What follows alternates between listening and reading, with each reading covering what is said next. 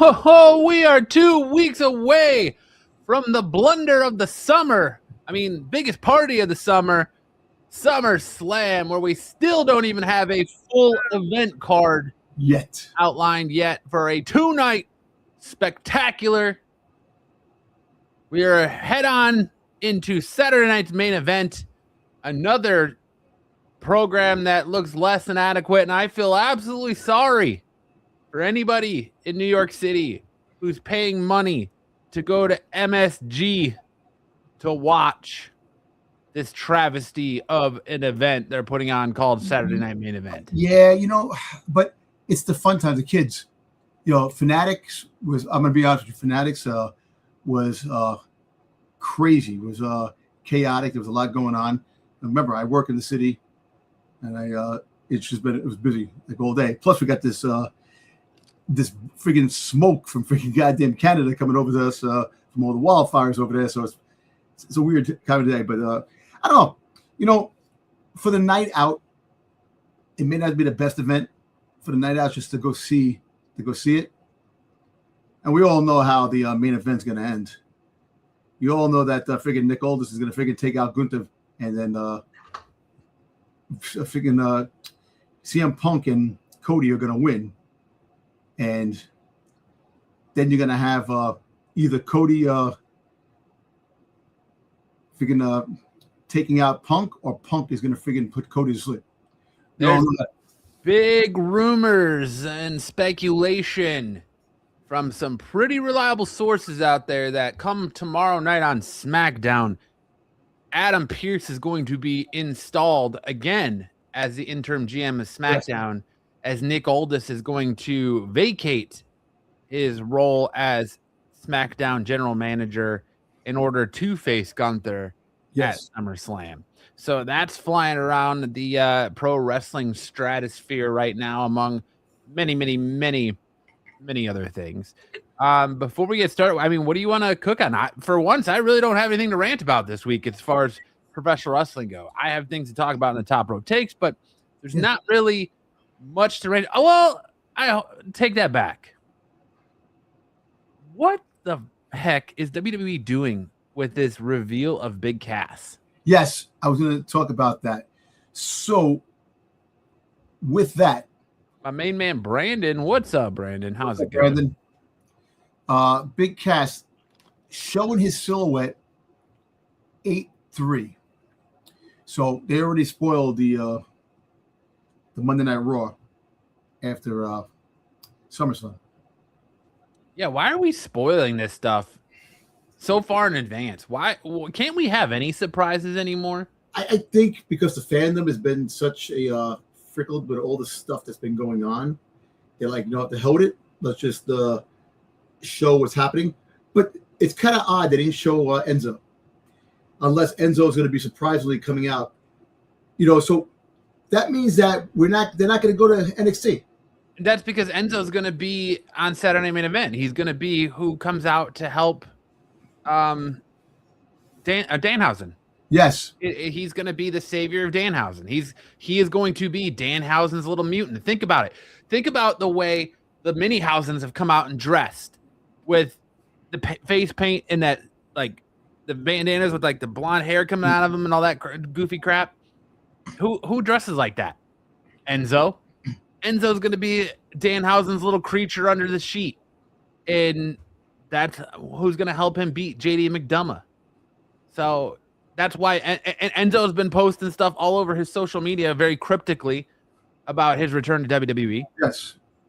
So, but why wouldn't you just leave that as a guessing game? Like, we got the return of boring Corbin on SmackDown. We're going to talk about that in our top rope takes, but none of these returns have been kept secret. And I have a theory on that, is because we've got probably bigger returns that WWE is keeping quiet that they think are going to get a bigger pop. Like, specifically Mike Santana.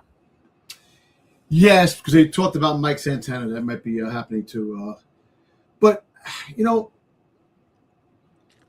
makes me laugh. This is the one thing that makes me. I got some things to talk about. There's a lot of things another thing. But what makes me laugh, they talk about all these reveals that these people are going to be showing up. These people that they signed, all these people that you let people go. You let fan favorites go to resign people that let go of in the first place. Like you gave there was a reason for you to cut in the first place. Exactly. So you're going and you're bringing in all these guys. You're going to have, so Zilla Fatu, I think I actually think that we might see a Zilla Fatu sighting in Saturday Night Main Event due to the fact of the Usos with the Jacob Fatu versus LA Knight, Royce Keys, and I'm gonna ask Zilla Fatu about him coming to WWE because he's going to be doing an appearance at the Wrestling Guys store here in Phoenix in a few weeks, and I'm gonna go and I'm gonna ask him specifically about, hey man, I'm gonna try and get an interview and say, when you come on WWE, man, I need to come out there and see you, Samoa and Spike, all the bloodline. I don't want to see him part of the bloodline. He probably will be, but I want to see him. We got the announcement of War Games in Houston, Texas. So we're sitting down for a third year of a bloodline War Games match. So it's question, like, who's going to be? Of course, it's going to be Roman, Jacob, both Usos, and who's their fifth going to? Is their fifth going to be Zilla Fatu versus LA Knight? Seth Rollins, LA Knight, freaking Seth Rollins, Obafemi. You think Obafemi? Yes, Obafemi. Why do you think Obafemi? Because he's gonna end his feud with Brock Lesnar, and he's gonna start the feud with Roman Reigns. He's gonna go for the belt. That's what's gonna. I don't think that starts until he wins Royal Rumble. I don't know. I think the Royal Rumble. I think Sammy's gonna win the Royal Rumble. That's my problem, man. Is like you can so easily predict everything. There's no unpredictability in pro wrestling anymore, and we kind of saw that on Monday night. Like, you get what was the point of having all of these security guards, aka police officers, future wrestlers down the road, police officers surrounding the ring, for Paul Heyman to say, I went to the courthouse and got a restraining order against you, Obafemi, and against Brock Lesnar. Just to later on in the night have Adam Pearce in a backstage segment be like, oh no, Paul Heyman lied. Those weren't real cops. There's no mystique. There's no magic. Like, hey, but then wait, I'm gonna tell you something. Which I scratched my head after watching Monday Night Raw. The reason why Obafemi didn't go for the championship, he said that Brock Lesnar was going to ruin it anyway. That makes no damn sense. Yeah, it makes zero sense. See, why? Yeah. So I think Baron Corbin's going for the U.S. Championship. That's his thing. And what's up with the Trick Williams never-ending story belt? Never-ending story. Yeah, I like his furry belt. The furry belt. It's very interesting on a lot of the aspects of what they're doing, and it's like you sit there and you scratch your head. I'm like, I don't think anybody said that Baron Corbin's return is going to ruin Cody Rhodes versus CM Punk SummerSlam. I don't think either one of us said that. No, I don't think. No, he didn't say that he came out. Look. Let's put it this way: when Baron Corbin first came on the scene, the lone wolf aspect, and then the end of days, it was cool. Then he had Happy Corbin, broke ass Corbin. He went through all the freaking goddamn the things. But if you're gonna do, it's what's gonna happen is that hopefully they use him for friggin' something meaningful. Like, of course, it's gonna be the U.S. Championship. That's he's gonna probably go for that. Well, he is going for that. We'll talk about that in the Top Rope Takes because it's already been confirmed because he's going to start doing house shows where he's going to start feuding with Trick Williams for the United States Championship in those house shows. So, yeah, talk about completely just jumping the shark of his name, Carmelo Hayes. We're going to just go right into boring Corbin again. Only if they make Baron Corbin exciting and make him ruthless and just be a Cody Rhodes is not winning the WWE Championship from CM Punk at Night 2 SummerSlam. I hate to tell you. That is not happening. I got a feeling that Randy Orton might be making an appearance in SummerSlam. He's going to come back. Randy Orton is an interesting one because he's in New York. Yep. But he's not. He canceled all of his stuff at Fanatics Fest. Yep. So he's an interesting case there. So we're going to see. We'll find out. I think SummerSlam he does come out. I'll watch, but I'm telling you, it's going to happen. We'll see. CM Punk is holding that belt until WrestleMania. Or till Royal Rumble when he fights Kevin Owens for that belt. When Kevin Owens comes I have a sneaking suspicion that WWE is pivoting towards Kevin Owens versus Sami Zayn for the WWE Championship in Saudi Arabia at WrestleMania next year. That's where I think they're going. If Kevin Owens is healthy, that's where they're going. That's their money match is Kevin Owens versus CM Punk. Because the minute CM Punk won that title, Kevin Owens posted on his social media a picture of the Boogeyman. TikTok. Hey, listen, Satin, I love your enthusiasm, but he's not going to win. They're gonna keep that belt on CM for a minute. I appreciate your enthusiasm as a Cody Rhodes fan, but I don't think he's not taking that belt off CM Punk. No. They're not going to have CM Punk take the belt off of Sami Zayn just to turn around and have Cody Rhodes win that title belt again. Well, I know he beat Roman Reigns. I know he did. But that was a long time coming to finish the story. CM Punk will meet up with Roman Reigns again down the road. We'll see that.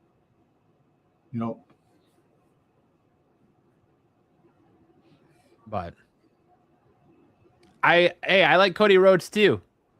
I like Cody Rhodes a lot, but I'm not going to sit here and say that Cody Rhodes is going to beat CM Punk. Like, it just, WWE has bigger plans, and unfortunately Cody Rhodes isn't part of those plans because Cody Rhodes is probably going to turn heel. So, here to tell you, Cody Rhodes is probably going to be heel. Damn, I fucking missed that shit. What are you whining about? Freaking some on eBay. I thought I got it and it didn't go through. You're a CM Punk crybaby brand. Well, when you learn how to use the right we'll talk. So yeah. Anyways, sorry, we were completely lost what we were talking about here. But yeah, Big Cass. The return of Big Cass. I don't understand why you wouldn't hold that. But it feels like Big Cass is being brought in just to feud with Obafemi. You need these big bodies to feud with Obafemi. That's why I think Mike Santana's coming. That's why Big Cass is coming. You have to have somebody for Obafemi to go against. Braun Strowman down the road? Braun Strowman. Maybe they're bringing back Enzo and Cass to be solos. I don't know. Hey, listen, you can hate CM Punk all you want, my man. It doesn't change the fact that it is what it is. The tea leaves. CM Punk, you know what? Love him or hate him, he's going to wind up wearing that belt for a while. They brought him back, and that's the other case. Cody Rhodes is gonna go in a different direction to do other things before he actually goes for that belt again, because you can't keep putting him for the belt. Nope, he needs a freshen up. He needs a character change. He needs to go heel. We need heel Cody Rhodes. We need a Homelander Cody. Well, he's not gonna when he goes heel. I think he's gonna go blonde, or he's gonna go with the black hair. He won't be using Kingdom anymore. He'll have different entrance music. And probably we'll see him change after SummerSlam. That's gonna probably be the other deal. But Brandon. It's all right. We welcome a difference of opinion here. He can not like CM Punk. Everybody can have their opinion. If you don't like, you don't have to have like CM Punk. You don't have to like Cody Rhodes. You don't have to like Obafemi. And listen, at the end of the day, it's who you like. Like there's a lot of wrestlers that we don't like, but hey, it is what it is. It's everybody. let's not time people out unless they're being absolutely crazy. Like I said, you can have differences of opinions. That's fine. We welcome that here. It's about the conversation. It's about being part of the community. So as long as he's not being crazy and being hateful or anything like that, he's allowed to have his opinions. Look, I'm crazy. I'm not hateful. I have sometimes I can't think straight, but that's beside the point. I would time Dom out all the time if I could. All the time, exactly. No, but all right. Well, that being said, let's get on to it's interaction, man. He said, I get that, but she keeps talking about it. It's nonstop, and we're getting off topic. It's all right. But the conversation. Listen, we get off topic a lot over here, so we come down. We go right back to where we started. Look, at the end of the day, Enzo and Cass thing. Do you want to see Enzo and Cass as a solo act, or do you want to see him as a tag team? I think they bring them back for a tag team because they need some tag teams. Because Dawkins and Montez Ford are going to be out for a while because they both had their wives both had kids, had babies, so they're going to be out for a minute. They'll probably come back. They'll probably come back towards the Survivor Series. Why not announce them together then? Why announce them separately? I don't know. That's the thing. That's the thing which I have a head scratcher on that. That they're announcing them separately, but they might. Who knows? Maybe they won't put them back together. Maybe they're just the Cass will do his own thing and be his own man, and Enzo comes back and does his own thing. See, Enzo will be the Frankenstein monster. Brandon, I'm about to time you out for saying Danhausen faction. Danhausen faction. We don't need no Danhausen faction, all right? Listen, we all know that that Matt's going back to Zack Ryder because he's going woo woo. Oh, we're going to talk about that in the top rope takes because I have a little bit of a gripe with that. I don't like that at all. Yeah, I know. That's a little something, but hey, we can still get the Knight Rider. Let's do it. Tag team. Freaking LA Knight. Boom. Knight Rider. All right. Go ahead. Finish your thought, Dom. I was going to say, let's go start talking about some of the topics. All right. Let's get into our top rope takes. Our top rope takes is where we put 2 minutes on the clock and we give you, or 2-ish minutes, and we give you our hot takes on the biggest news stories around professional wrestling today. And kicking us off, call Eric the Swami and put a little hat on him as he asked us this question last week, but WWE and AEW are going to host a pay-per-view on the same exact day at the same exact time in the same exact city as WWE is programming or counter-programming AEW All Out with WWE Worlds Collide. And you got to know that they're doing it purposely because they're doing it in conjunction with one of the hottest brands in professional wrestling right now, AAA. Dom, thoughts on WWE counter-programming or AEW? Yeah, the same time, same place, and same day. I saw that, and that's done on purposely because the dates that they have put out for other shows coincide with dates of AEW. They're showing the dream matches that they were going to have with AAA and WWE. So it should be very interesting. And we all know it's not part of the episodes of Raw and SmackDown. It's just to put on a show of the best talent of each brand. But yeah, they're doing it on purpose. They're trying to make a leap to phase out AEW. I don't know. You know what? Is it a good idea? I think everybody should have a shine. Let AEW do their thing, WWE do their thing. This company. I know they're trying to bring back the Monday Night Wars and stuff like that. It's just two different things. Right now, they should concentrate on their stories and let them do their thing and let Faith take them to where they have to go. They're trying to outbeat AEW. Look, right now AEW has strong wrestling. Over WWE. You know, they're putting on a bunch of they have a bunch of different matches. Freaking the WWE. How many matches we had Monday night? 3, 4. What was it? I didn't count. I know it wasn't. It was less than 5. I know that. But yeah, they're trying to counterattack AEW, and you know what? I'm intrigued with this because some of the dream matches they're proposing, and let's see, let's count them. We had Io Sky versus Roxanne Perez. Okay. Jimmy Uso versus Royce Keys, impromptu. I don't know why we had that match when we just had that match on SmackDown. I don't know. We had the Intercontinental Championship. Dude, we had 3 matches. Yeah, 3 matches. 3 matches on Raw. A 2.5, and it was the longest Raw they've had since the Netflix era started. Yeah. We had 3 matches. You're right. Yeah. Told you.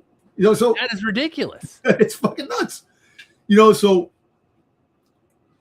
you know, I understand all these backstage segments and all these little things, these vignettes and these little all these different types of things they're trying to show. Just have some wrestling matches, man.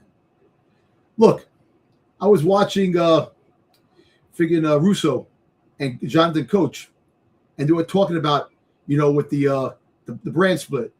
You put it back together again, it's a continuation. Raw, SmackDown is a continuation of Raw.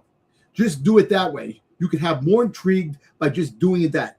You know, instead of having this person dedicated to this, that person dedicated to that, have the continuation of Raw on SmackDown. And you can throw more matches in there and mix things up and make the matches. But anyway, that's another talk for something else. But World Collide, I like this, but I'm just questioning the fact that you want to go head to head with AEW, same time, same city, and. But I mean, it's a great. WWE is clearly trying to big brother or push out AEW. I don't know why. Competition is king. Competition makes WWE great. Not that they're great, but greater. Yeah. Look, but they're doing it with the hottest brand. They're not even really doing it with a WWE. They're doing it with a mix of WWE and AAA talent. So they're trying to capitalize on the mass versus mask as much as they can. The fact that AAA is the hottest thing in professional wrestling right now. They're trying to capitalize on that, and they're trying to go head to head with AEW to push AEW around. And I do like one thing. All it hurts is us as wrestling fans, because you're going to have to choose who you're going to watch. Who you're going to watch. You have 2 TVs up. Watch one and one. My thing is that I like the fact that the wrestlers from AAA get the exposure that they normally don't get to a WWE crowd. And it kind of puts them on the map. Because let me tell you something. You know, I've been watching more and more AAA. They got some really good matches in. Oh, yes, absolutely. Oh, my God. You know, so I really like that factor. But I just, the whole competition thing, it's not the Monday Night Wars. It's not that. You got 2 separate brands, 2 different directions, 2 different outcomes. You know, just worry about making your brand the number 1 brand. And if they're going to counteract AEW's All Out that night, they're going to have to come with a real hard card. They can't come with some lame-ass card like we're getting Saturday for Saturday Night Main Event. They have to come with an absolutely stacked card, and you have to give people a reason to care, because what are they going to do if it turns out that people choose to watch AEW that night over Worlds Collide? What is WWE going to do then? Like, and Worlds Collide, is that going to be on ESPN? Is it going to be on YouTube? Like, where are you going to watch Worlds Collide at? Is it even going to be that big a deal? Is anybody going to, you know, I think if All Out comes with a banger match, then I don't know what to tell you. If All Out comes with like an MJF versus Will Ospreay, something along those lines, with a banger, you know, championship match, I think it's a wrap for Worlds Collide, because they don't have El Grande Americano versus El Grande Americano anymore. Yeah. You're saving El Grande Americano versus Dominic Mysterio for Triple Mania. So what are you going to do here? You know, I think it all just going to depends on what card Worlds Collide comes with, but it's a clear shot across the bow. This is your warning shot. Bah! To AEW from WWE. Brandon says, will then at least AEW All Out be part of Worlds Collide instead of just one brand fighting for fans' attention? Maybe. But they are the same city, same time, same date, 2 different arenas. So good on Chicago. I guess you got a plethora of professional wrestling to choose from. It'll be real interesting to see what the crowd looks like at both these events. Exactly. That's another thing too. Listen, does the fans win in this? Give or take, it's 50-50 if the fans win, but the fans will definitely going to enjoy. You got to have 2 big events happening at the same time. This is like something that out of like your wildest dreams to see to have 2 different big events happening at one time, at the same time, and people go crazy back and forth to see the matches. Because what's going to happen is that if a match is boring, they'll just go right to the other match. It's stupid because the majority of wrestling fans consume both products. They're not exclusive one or the other. That's the minority. So there's not a lot of people that I run into that are like, I'm AEW, I'm strictly AEW, or I'm WWE, I'm strictly WWE. Like they consume maybe not as much as, they don't consume as much of one as they do the other, but they still, like, I still watch Dynamite. I would consider myself a more WWE focused guy than I was. I was AEW at the beginning, and then I kind of drifted back to WWE just because AEW was new, it was fresh, it offered a different perspective, it offered something new, and now it's the same old shit. So it's like, all right, I float back and forth, but I'm more likely to gravitate to WWE now than AEW, but I will consume both products. Like a friend of mine, he stopped watching WWE, now he's watching AEW now. It's a back and forth thing. What's up, Eric? What's up?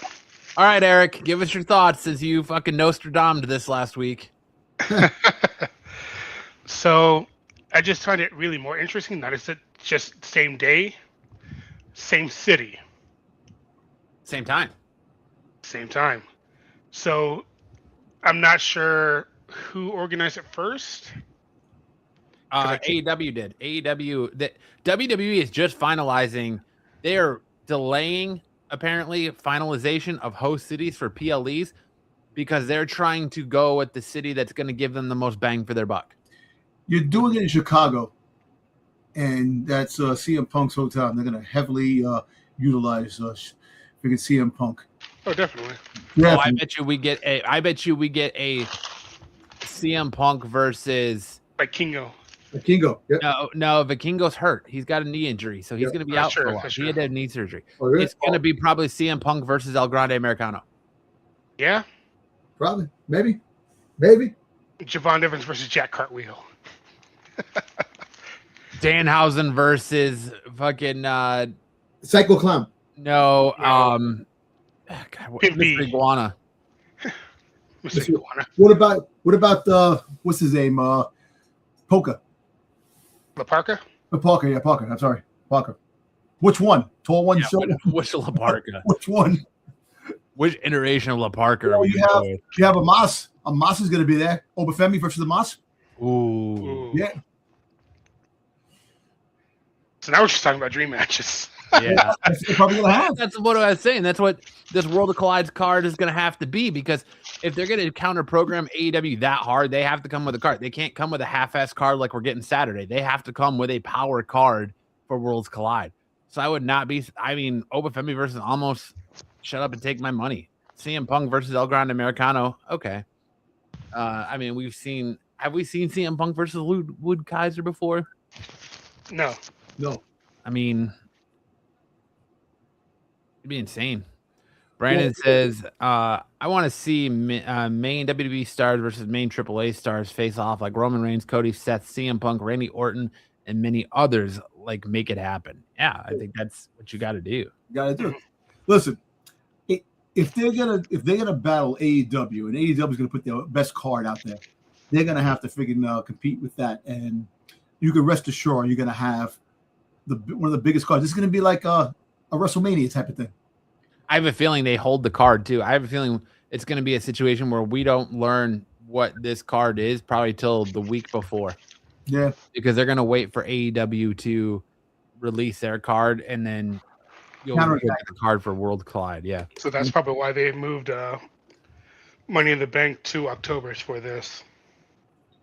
Probably. But yeah, I just saw that today. That's why we don't have a host city for Rumble yet because they're night event. What's that? This is a 2-night event. No, I think it's one night. One night. Okay, what's the 2-night event that's going to be in September? Triple Mania. Triple Mania. Okay, Triple Mania. Okay. Damn. Look, they got a freaking goddamn freaking put this shit out there like crazy. AAA. They got to do like the when you play the video game and you keep kicking the person, you keep chucking, you gotta get chucked the shit out of this shit. Yeah. They got to try to do whatever they can. But and you know what? Like I said, you're probably right. They're gonna wait to the last minute to put that card out, and they're gonna probably put out the best card they can. Look, you're gonna have the Bloodline show up in this somewhere or the other. The Bloodline, the hottest thing in WWE. You're gonna have them come on the show. So there's gonna be a lot of different options that you're gonna have. So it should be. Do we get Usos versus the Lucha Brothers? Yeah, could be. The Bloodline versus Psycho Circus.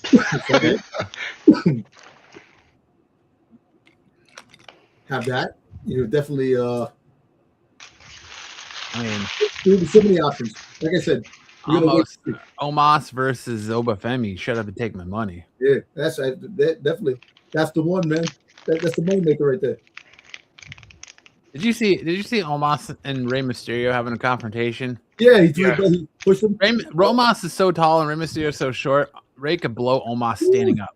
Dude, remember the Big Show when the Big Show fought the freaking Rey Mysterio, and he freaking he was on the Garney going out, and he picked it up, and he freaking swung it against the baseball swing against the post. Yeah. Come on, Batista was huge. He freaking destroyed Rey Mysterio. Crazy. Yeah, but interesting. All right. WWE reportedly has no creative plans for Jordynne Grace. So I ask you boys, why even bother calling her up from AEW or from NXT if you're just gonna sit her on the shelf? Like, man, she was going tell me that there's no creative plans for Jordynne Grace on a show that just went from 3 hours to 2 hours, whose women division is all but on IR right now. They need women. And I don't understand that call unless she rubbed somebody the wrong way. You know, when she came up, when she hurt her foot, you know, she was out for a little bit. She was in that the battle with Jay Cargill and friggin' Tiffy Time. She was that, and also Chelsea Green. She was involved in that whole circle there. But it's so stupid. You know what? If you have no creative plans, bring it down. Bring it back down to NXT. Put it back in NXT. You were hinting at her going for the women's championship when you first called her out too, and then you just shelf her for no reason. Like you need people.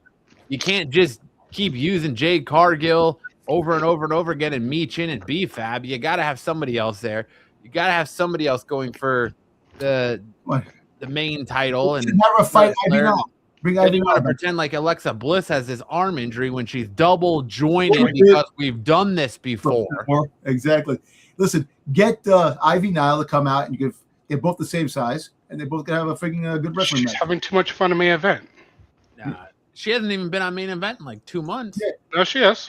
Who? Jordynne Grace? No, I'm talking about Ivy Nile. Oh, I was to say Jordynne Grace hasn't been on main event in like 2 months. Yeah. You know, she was left on main event a couple weeks ago. Look, let me tell you something. You're crying that the tag team division in the female tag team division is definitely on a respirator. You need women. You need, I had a feeling that Naomi's coming back very soon. She might be coming back for SummerSlam. To be honest, I keep forgetting that R-Truth and Damian Priest are tag team champions. That's how bad it is. Just like I keep forgetting Trick Williams is the United States Championship until I saw that god-awful looking furry belt on. Yeah, the freaking never-ending story belt, like I said before. Friday. Never-ending story. But like you have some females that are coming back. Rhea's probably not making it to SummerSlam because she's got a meniscus tear. Yep. So they're probably going to take that belt off her and do some kind of battle royale for the women's Tournament. tournament. Yeah, most likely. Let me ask you a question. Io Sky wins the belt off of Liv, or No. you get somebody betraying somebody help with like Roxanne or Raquel helping Liv, of course, and then turning on her at the end. That's the next fight going into SummerSlam. I think SummerSlam you're going to get Raquel Rodriguez, or you're going to get not Raquel Rodriguez, Roxanne Perez versus Sol Ruca for the Intercontinental Championship. I think that's why they interjected Sol into that whole thing on Monday night. Yeah. I don't want to see Io beat Liv, honestly. Not that Liv needs to be champion because she hasn't fought, but they're going for Liv versus Stephanie. And Io, dude, I will stand on this ground and die on this hill. Io is a boring fucking champion. I love Io. Creative. She is boring. When she creative championship, she is boring. All of her momentum just dies. Everybody who is boring, that's creative. Mm-hmm. That's Liv Morgan not fighting anybody because you wait for Stephanie Vakir, which apparently his shoulder, I don't know, she still has a shoulder in a sling. They showed a picture of that. She's still nursing that. So we don't know when she's coming back. Here's what Brandon said. You got Charlotte versus Jade Cargill with no title, and Tiffany probably faces someone for the United States. Well, I got a feeling Chelsea Green is going to turn on Tiffy time. That's the I've been saying. Not this soon. No, I've been saying that soon. Whenever that happens, because she wants that belt back. That's who they need to. They need to take that belt off Tiffany Stratton. I'm so over Tiffany Stratton. I'd rather have Io over Tiffany as champion. That's how bad Tiffany is. Hey, I'd rather have Chelsea Green champion. Come on, give it to Chelsea. I wouldn't be surprised if, I don't know. We're 2 weeks away from SummerSlam, so I don't know how they're going to do a tournament now unless they just vacate that title and they make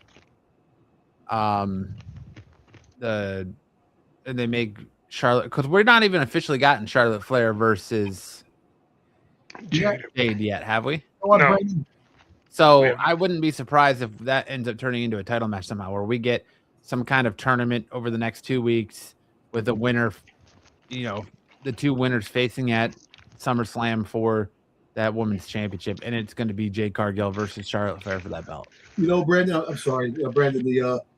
They're not going to put Jordan Grace back into the world title picture anytime soon. When she does come back, she could be mid-card. No, I mean, that's not what he's asking. He's saying they should, and he's not wrong. So they should. No, he's not wrong. They should. But I don't think she's going to get another title shot for a while. WWE has poached her from TNA and done nothing with her. They blue-balled her like crazy in NXT. Then they called her up to the main roster, gave her a monster push in the main roster, and haven't done shit with her since. Like the woman was massive in TNA. Like she was. Yeah. She was. I mean, I think they're waiting for Rhea to see how her knee does, but if she's got a meniscus tear, I mean, she's going to be out for a while. I think they're going to hold on. I wouldn't be surprised if we get some sort of update tomorrow on SmackDown about the condition of Rhea Ripley, especially if she's out here in the media talking about her having this injury now. I wouldn't be surprised if WWE makes her vacate the title. And I'm going to tell you this. I think a Battle Royal will be sufficient and be good for SummerSlam. You could have girls on SmackDown and Raw compete for the belt, and you can throw everybody in the mix there. That'd be great for championship belt. Championship to try to win that belt.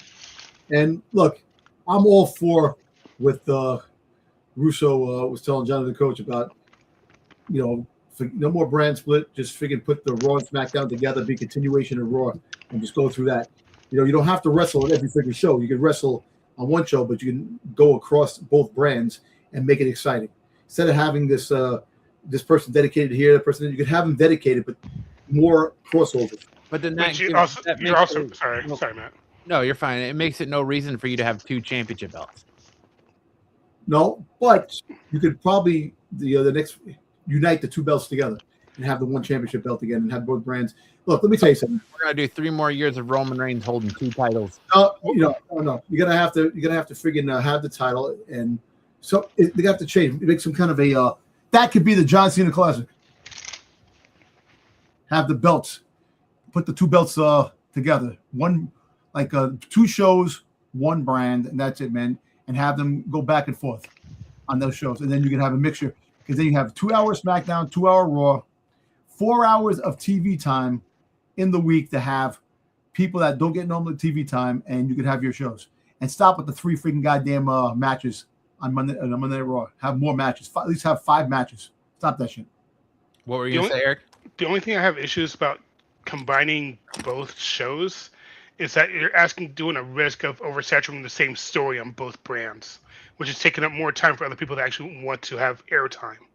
Which you're already doing with the Bloodline. Exactly. You're already doing it. So look, what you could do is you could have the things, but crossing over. Like you all know that that Roman Reigns is on one show and then he doesn't show up for a while. So you can have like the Usos always showing up on both shows. Which they already do. Which they already do. So you already have something like that. But you have a U.S. title. Keep the U.S. title. Keep the Intercontinental title. Unite the 2 championship belts together. Unite the 2 the tag team belts, put them together, and make 1 tag team champion and 1 female tag team champion, and have both shows going in. You could, and I bet you if you do that and you have a cohesive story on those shows, that will beat AEW. I don't think they're worried about AEW. I think they are. I really think they are. If you try to compete the same freaking time, the same day, the same freaking goddamn town, come on. I think it's just more, TKO being petty. Yeah. Yeah, I think it's more like big brother bullying little brother at that point. What they're trying to do is they're just trying to whip it out and be like, look at us, we're still more popular than you. Just to Did you say whip it out? Knock this whole like narrative of AEW is we're the best wrestle, and you put your biggest voice out there at MJF, and he's out here talking a lot of shit, and then WWE is going to counter program now just to be like, yeah, okay, well, look what we got. I don't know. It's stupid. I stand by the fact that variety and competition makes both companies way better. Exactly, it does.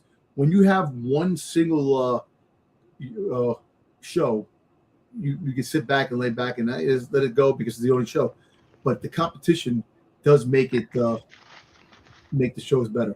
But what happened in the late 10s? And you're talking about having more NXT call-ups for women, calling up Tatum Paxley, calling up Izzy Dame, calling up some of these other people, and you're sitting here openly admitting that you have no plans for Jordan Grace. And you did the same thing about Royce Keys a few months ago. You had no plans for Royce Keys. So you're like, oh, let's just throw him in some bloodline bullshit. And then now you got Jordan Grace. And what are you going to do with her? You're going to put her in like a 4-month feud with Nia Jax when Nia comes back? Is that what we're going to do too? Like, let's be real. All right. Moving on. Last Friday saw the return of Baron Corbin to WWE. And we kind of talked about it at the top of the hour. Boys, is it a waste to let go all of this talent, like the New Day, the Motor City Machine Gun, ask all these talents, Sheamus, to take a pay cut and bring back Baron Corbin, a guy who had multiple reinventions on the main roster, had multiple runs, and he couldn't do anything worth a damn outside of NXT? Was bringing back Baron Corbin the right choice and throwing him right into this United States Championship picture? Because he's going to be wrestling Trick Williams on house shows for the United States Championship. So, thoughts on the return of Baron Corbin? Go ahead, Eric. Go ahead. All right. So, sorry. I think it's interesting because they never really brought him back to main roster after he went back to NXT with Braun Breaker. So we might get to see this iteration of Baron Corbin that was there, which probably is going to go back to his lone wolf status, or now it's known as a nomad. I really hope, which is very little, that the creative can actually do something with him besides being constable or bum ass. Happy or sad Corbin? Or broke ass. or broke ass Corbin or bum ass Corbin. But like I said, I'm glad he returned. Because I like his finisher. And today's like one of the best finishers. But I just wish they can actually do something with this dude. Eric, I even made a pitch about that. Put him back with Braun Breaker. Let them become, tag team. They were great in NXT when they were tag team.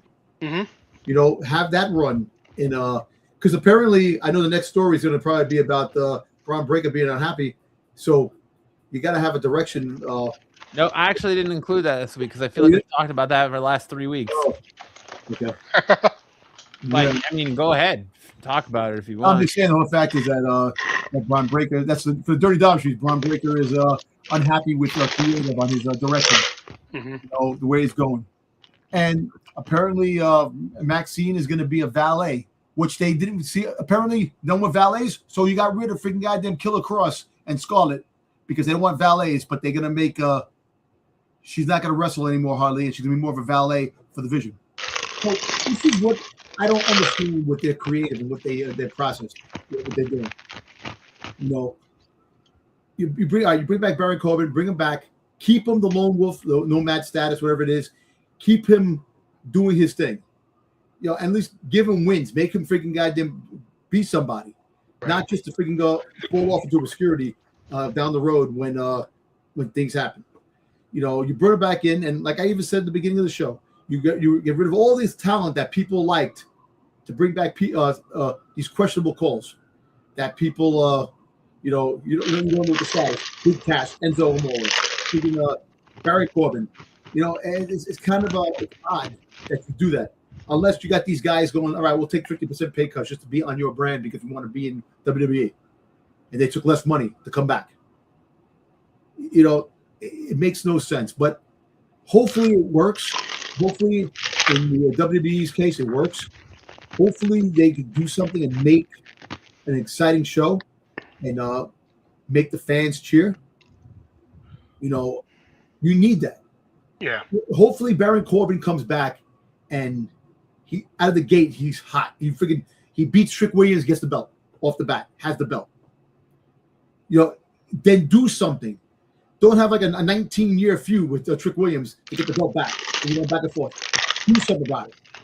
Start making enemies. Start making things. Trick Williams, get in the back of the line. You lost. Things. It's just that's the problem.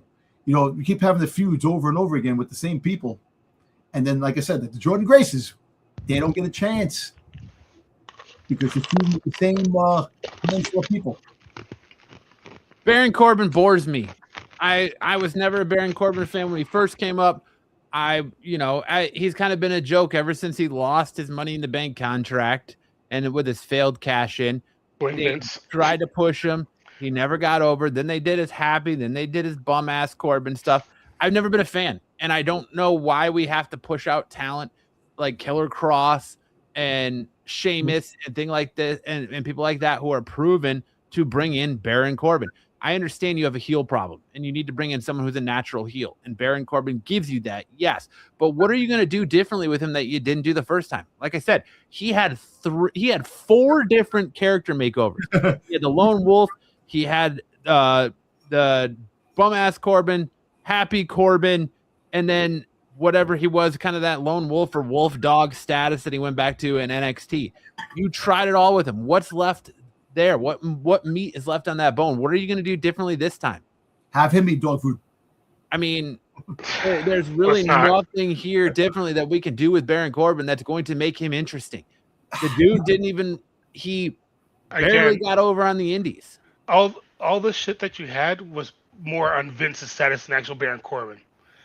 That was because even when he first debuted in NXT, he had a gimmick, lone wolf, motorcycle guy, and he squashed people in a minute or two. Here's the problem. Anyone you talk to about Baron Corbin, their response is exactly what you led with. I like his finisher. He's got a cool finisher. But that's where the conversation about Baron Corbin starts and ends. You need natural heels because everybody seems to be a anti-hero in freaking wrestling now.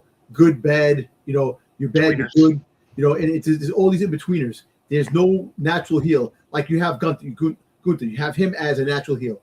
He's like basically the most natural heel in WWE right now. If you really think about it, everybody else is more of a like you showed friggin' Monroe come out, and she friggin' with Julia. She attacked Julia, and then Julia's feuding with a whole mentor that she attacked the mentor too. So there's like all these different aspects, like the more superior person that can lead the way. And Baron Corbin, he does have a good finisher. When he first came in, he had that. I liked the music when he came out. It was pretty cool. And then they just changed everything off the bat. Like the WWE loves changing things. They don't let things marinate. They don't let things milk to a point where you see how it runs. They change things right away. Come on, they just friggin' they just had the reason why they changed the music to friggin' Ethan Page. They love changing music of people. Like I love the original music of Ethan Page. All of a sudden, Chad Gable has the worst. Yeah. Gable. Gable. You know what that is? That's AI. Right. Yep. Yeah. That's AI. Because I have the Dom Toba song, and it's the same shit. Dom Toba. Yeah, it's awful. But I hope they can do something different with him. But I'm not excited by Baron Corbin. Are you gonna try and give him a chance? I mean, I'll give him a chance. Yeah, but I just don't. I'm like I said, everyone I talk to, that's what it gets led with. What do you think about Baron Corbin? He's got a nice finisher. Look, if they can do what they're doing for the Intercontinental Championship, like all that talent that's going for the Intercontinental, and have this SmackDown going for the US title, I'm all for it. Do you want another gauntlet match? Hey, give it substance. Give it a meaning. Don't just have him fight Trick Williams for a little bit, then boom, and then that's it. And then you leave it alone. Give him a chance to go for the thing. Have him start people up. Like go in the back, like Cody Rhodes. You smack Cody Rhodes. Have him be like even Gunther. And Gunther tries to say something. He goes, "Shut up." He tells Gunther, "Go fuck yourself." He tells Gunther, do some shit. Like make him like a badass. He won't tell you to go fuck yourself because WWE will just bleep it out. Right. Well, actually, they didn't bleep it out when Cody told The Rock to go fuck himself. No, but they bleeped out Brock Lesnar's shirt from Monday night on the re-air from Raw. Yeah. Look, I don't know. You cut talent to bring new talent in. When these guys go to the indies, they make noise, right? Like you got Killer Cross out there making noise. You got Enzo Amore out there making noise. You had Matt Cardona out there making noise. Because they were already established with WWE. Because people right, but so is Baron Corbin. But these guys are making noise on the indies. I don't think I heard really much of Bishop Dwyer doing anything on the indies other than when he was in MLW and they started doing this whole contract dispute thing because he's part of the tag team with Dijak. It's like he's not making waves out. Like you had Matt Cardona get released and he went out there and turned himself into the indie god. Yeah. I know. Look, Deathmatch. Yeah, you had all this stuff with him. Killer Cross is doing the same thing. Look, even Enzo Amore utilized social media and his ability to talk shit to get over. Matt, it's like the equivalent to like minor leagues. You got a dude that friggin' lighting up the minor leagues and then bring him up to the major and he sucks. You get a dude that's a subpar player and he becomes the big superstar. Maybe like I said, maybe this time around, maybe he does something. Maybe he'll push the meter. Well, on our fedora with fucking slot machine music and 3 months. No more. I don't think we'll get that anymore. No. I think he's gonna be a badass. He's gonna go try. He's gonna get that belt. He's gonna fight Trick Williams at SummerSlam for that belt. That's what's gonna happen. Or maybe a triple threat. Him, Carmelo, and I mean, poor Carmelo Hayes. You put that dude and you just jump him to give the title match right to Baron Corbin. No thanks.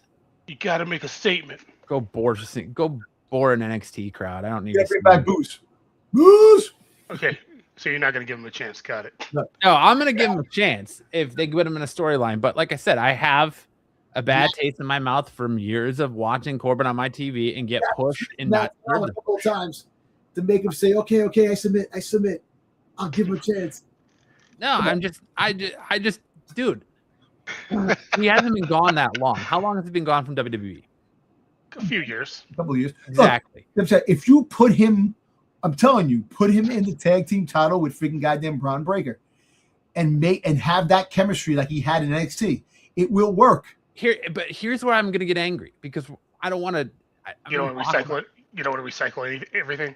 Right. I don't want to recycle everything. And you had a guy, and we're going to talk about him in a minute, and Matt Cardona, who legitimately went on the indies and made a fucking name for himself.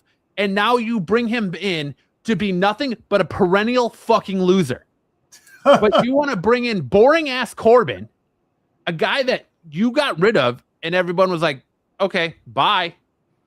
And you're automatically going to throw him in United States Championship picture. Why?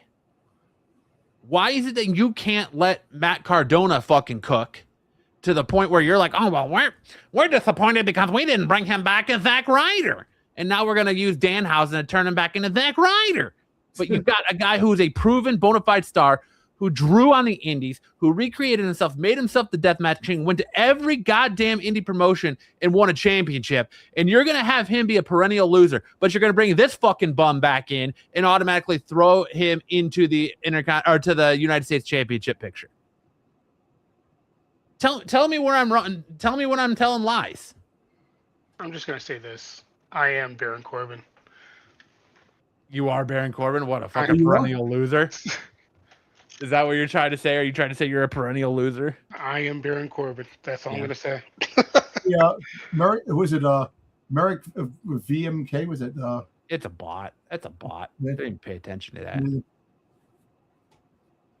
But that's just where I stand on Baron Corbin. Dude, it's not his fault. It's not. I'll admit it's not his fault. It's creative. But if creative can't get their head out of their ass to help Matt Cardona, but they're gonna fucking thrust this dude right into the mid-card picture. Why? What are we doing? Why? I'm pretty sure Matt Cardona's gonna be at Saturday night's main event to help out Danhausen, so we'll just see what happens there. It's gonna be Enzo Amore. No, because he already confirmed August 3rd. No, that was just Big Cass. It's gonna be both. It's gonna be both. No, I think they're separate. I think they're gonna debut them separately. I think there's gonna be a workup to them becoming a tag team again. We'll see what happens. We'll see. We'll talk about it when we do our recap or our predictions for Saturday main event. Our next topic here, we're gonna turn our attention to SummerSlam. And SummerSlam seems to be in big trouble, which has a lot of people questioning if, once again, I feel like this is like a bi-weekly thing now, whether Triple H's job is in trouble or in jeopardy because they're not selling tickets. SummerSlam has only sold 25,000 tickets for both nights for SummerSlam. According to WrestleTix, the latest tabulation is 22,780 tickets are distributed for Saturday's event, and 22,365 are distributed for Sunday's event. In almost any other era, given the price of the tickets, this would be seen as a healthy advance with over 2 weeks to go, but it's well below other stadiums' WWE events. WrestleMania in Las Vegas earlier this year drew fewer fans than the year before, but that was written off as in great part as being due to doing the same venue 2 years in a row. And the fact that CM Punk, remember, they took the belt off of Sammy because Sammy doesn't draw. Punk draws more money. Well, WrestleTix says they've only seen 711 tickets sold for night one and 633 additional tickets sold for night two after WWE pulled the trigger to put the belt on Sammy. Well, are we worried about SummerSlam, and should Triple H be in the hot seat, or is this just people trying to make something out of nothing here? Well, I'm not worried because it's not affecting me. Sorry. Well, I'm going to tell you this. What's going to happen is they can't sell tickets. All the big pay-per-views are going to go to freaking goddamn Saudi Arabia. That's what's going to happen just to get a payday for each of those. Now, look, I'm telling you, I'm not going to say it's wrestling fatigue. It's just that there's a lot of people out there that are really upset that the way things go. Like you're pushing the Reigns and freaking Seth Rollins fight. You freaking totally pushed out Dean Ambrose. Like Dean Ambrose never existed to the Shield, but you had him on some of the like when they were showing like the little like the events that were going on. They had Dean Ambrose there. They moved him quick because he's part of the thing. You're talking about the ending of the Shield forever with this. This is what the headline is. You push this into that, and you don't even know your own story. Roman Reigns did defeat Seth Rollins. It's not like did he defeat him as the tribal chief? Did he, all these different things? It's like you're building this up as a must. Don't get me wrong. I like Seth Rollins. I like Roman Reigns. They always put on a good show, no matter what. Tag team, freaking goddamn solo, freaking a three-way, a four-way, wherever you put them in, it's always great to see that chemistry going. But we all know that he's not winning the belt because they already freaking spoiled it, saying that Roman Reigns is going to have the belt for a while. He ain't giving up that belt. So if the case was where that he was going to lose the belt, you're bringing a freaking Zilla Fatu to help Roman Reigns keep the belt, and then you have that story going on. You keep Seth Rollins in the Bloodline story for the time being. But like I said, they're going to keep Seth Rollins is staying in the Bloodline storyline until the Survivor Series when they have War Games. War Games. Yeah, just for a little comparison, they sold last year's SummerSlam drew 50,493 on Saturday and 58,186 on Sunday. What were the main events again? What's that? What were the main events? Oh, I can't remember the main events. Oh, SummerSlam last year. I'll pull it up. That's why it's not memorable, but still the cheapest ticket for SummerSlam this year is $76, and the most expensive is in the thousands of dollars. All right, so the main event for SummerSlam was John Cena versus Cody Rhodes in a street fight. Oh, that's why you're John Cena's last hurrah. So of course they're going to sell a bunch of tickets for people to see that. And Seth Rollins versus CM Punk. Well, yeah, Seth Rollins versus CM Punk and Roman Reigns, I believe. Okay, so you had this. So Seth Rollins is going to be heading. I thought that was Mania. That was sorry. So it's just Seth Rollins and CM Punk. That's it. Yeah. Okay. Oh, all right. So Seth Rollins. So those are the two main events, right? Night 1 and 2. Well, yeah. Sorry. So sorry. So CM Punk and Gunther. Then Seth Rollins cashed in against Punk. Oh, that's right. That's where Punk beat Gunther, and then Seth came back from his fake injury. Yeah. Okay. So you got that. Now you have Seth Rollins again fighting Roman Reigns. You know what? Remember back in the day, back in the Attitude Era, Stone Cold used to fight the Undertaker fight The Rock, the same thing over and over again, and they even made fun of it, saying, "How many times you gonna have the same match over and over and over and over again?" This is like Seth Rollins and fucking Roman Reigns. How many matches like you have to have the same match over and over and over again? But Seth Rollins has been a thorn of Roman Reigns' side since the beginning of the Shield. So if you really think about it, if they truly going to end this, which, like I said, it's not going to end like this because it's Survivor Series. They have their 5-on-5 they're going to have against the Bloodline. So, but I don't know. You're struggling selling tickets because the ticket prices were too damn high to begin with. Now you're starting to drop tickets, and people don't want them. I think the fans are like revolting against the WWE for what they've done. I don't think it's revolting. I think it's the fact that we started at the top of our show about it. Yeah. We are 2 weeks away from SummerSlam. 2 weeks away from SummerSlam. What is the SummerSlam card? Money's tight for everyone. Groceries are up. Gas prices are up. The dollar doesn't go as far as it did. You're asking people to buy blindly into your SummerSlam pay-per-view when they don't know what they're getting. You ask people to buy blindly into Saturday Night Main Event in Madison Square Garden, and look what dog shit you're giving them. I know. You know what? Listen, a 2-night SummerSlam. We've got Obafemi versus Brock Lesnar inside Hell in a Cell. That's worth your price of admission alone, in my opinion. Yeah. Then you're getting Roman Reigns versus Seth Rollins. Yeah, they're going to put on a hell of a show, but at this point, does anybody still care? And you're going to get CM Punk versus Cody Rhodes.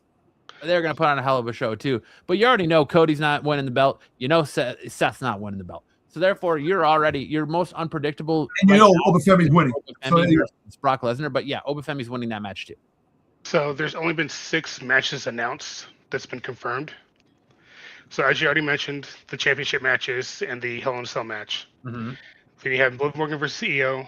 Oh, that's right. I forgot about Liv Morgan versus EO. Penta versus Chad Gable. And then the 6-man tag with LA Solo Royce versus the Bloodline. Right, which both of those were just announced on Raw on Monday night. So you'll probably get tomorrow night. You'll probably get 2 more matches. And then you can already. I mean, you could probably just fucking lock in Nick Aldis versus Gunther. Yeah, and then you're gonna probably get the Trick Williams versus Born Corbin. I'm just gonna call him Bjorn. He doesn't need to be called Baron. He's gonna be Bjorn Corbin. You're gonna probably have the vision. That's not fair. I want to like Baron Corbin. I don't know. Are you gonna get freaking Damian Priest and freaking R-Truth versus the Viking Raiders? No, I think you're gonna get that at Triple Mania. Okay. Or Worlds Collide. I think you get that at Worlds Collide. Yeah. But yeah, I don't know.